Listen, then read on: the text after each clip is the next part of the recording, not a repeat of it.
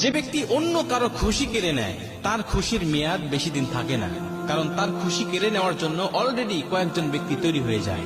কারণ পৃথিবীর ইতিহাসে কেউ কাউকে কষ্ট দিয়ে, কে কারোর মনে সুখ কেড়ে নিয়ে বেশিক্ষণ সুখে থাকতে পারে নাই।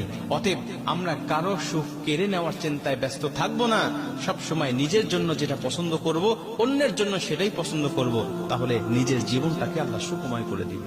আমার চুপ থাকা মানে আমি যুদ্ধ করতে করতে ক্লান্ত, যেখানে নিজেকে প্রমাণ করার আর কিছু বাকি নেই। আমার চুপ থাকা মানে আমি নিজেকে ব্যাখ্যা করতে করতে ক্লান্ত, নিজেকে ব্যাখ্যা করার মতো আর কোনো শক্তি আমার বাকি নেই। আমার চুপ থাকা মানে জীবনের অবধারিত পরিবর্তনগুলো আমি মেনে নিয়েছি, আমি আর কোনো অভিযোগ করতে চাই না। আমার চুপ থাকা মানে আমি শূন্য থেকে আবার পূর্ণ হয়ে যাচ্ছি,